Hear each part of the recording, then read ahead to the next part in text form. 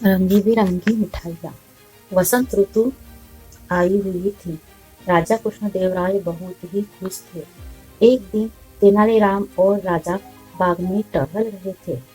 वह चाह रहे थे कि एक ऐसा उत्सव मनाया जाए जिसमें उनके राज्य के सारे लोग शामिल हो। पूरा राज्य उत्सव के आनंद में डूब गए। इस विषय में तेनालीराम से भी राय लेना चाहे थे। तेनालीराम ने राजा के सोच की प्रशंसा की और इसके बाद राजा ने विजयनगर में राष्ट्रीय उत्सव मनाने का आदेश दिया। शीघ्र ही नगर को स्वच्छ करवाया। सड़कें और इमारतों में रोशनी की व्यवस्था करवाई गई। पूरे नगर को फूलों से सजाया गया। सारे नगर में उत्सव की वातावरण था। इसके बाद राजा ने घोषणा की राष्ट्रीय उत्सव मनाने के लिए हलवाई की दुकानों पर रंगी बिरंगी मिठाइयाँ बेची जाए। घोषणा के बाद नगर के सारे हलवाई रंगीत मिठाइयाँ बनाने में व्यस्त हो गए। इस घोषणा के बाद कई दिनों तक तेनालीराम दरबार में नहीं आए। किसी को भी उनके बारे में कुछ भी नहीं पता था। राजा कृष्णदेवराय ने तेनालीराम को ढूंढने के लिए सिपाहियों को भेजा, लेकिन वे भी तेनालीराम को नहीं ढूंढ पाए। उन्होंने राजा को इस बारे में बताया। वह सुनकर राजा और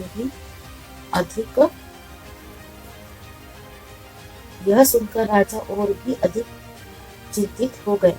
उन्होंने दोबारा सिपाहियों को तेनालीराम की खोज में जुट जाने का आदेश दिया। कुछ दिनों बाद सैनिकों तेनालीराम को ढूंढ निकाला। वापस आकर उन्होंने राजा को बताया, महाराज, तेनालीराम ने तो कपड़ों की रंगाई की दुकान खोल ली है। जहाँ हमने उन्हें अपने साथ आने को कहा तो उन्होंने आने से मना कर दिया।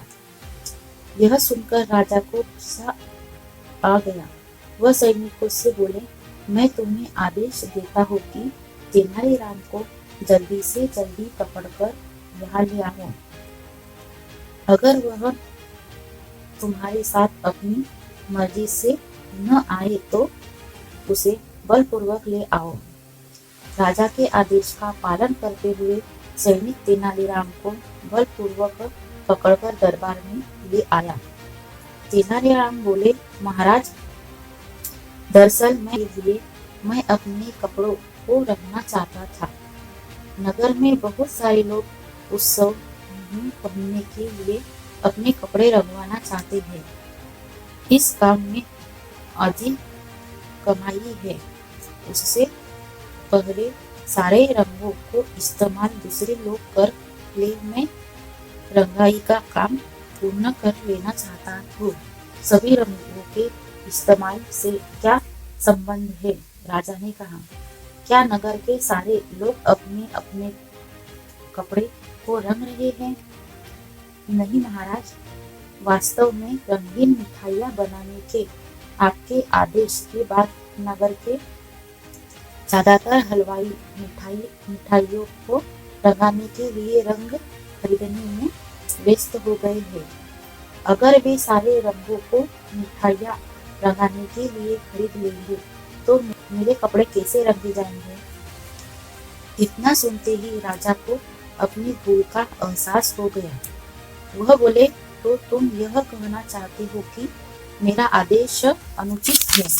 मेरा आदेश का फायदा उठाकर मिठाइयाँ बनाने वाले मिठाइयाँ को रंगाने के लिए घटिया व हानिकारक रंगों का इस्तेमाल कर रहे हैं, जबकि उन्हें केवल खाने योग्य रंगों का इस्तेमाल करना चाहिए। इतना कहकर राजा यानी तेनालीराम की तरफ देखा। तेनालीराम के चेहरे पर चिर परिचित मुस्कुराहट थी। राजा कृष्णदेवराय गंभीर होते हुए आदेश दिया कि जो मिठाइयाँ बनाने वाले हानिकारक रासायनिक रंगों का प्रयोग कर रहे हैं, उन्हें कठोर दंड दिया जाएगा। इस तरह तेनालीराम ने अपने बुद्धि के इस्तेमाल से विजयनगर के लोगों का बीमार होने से बचा लिया।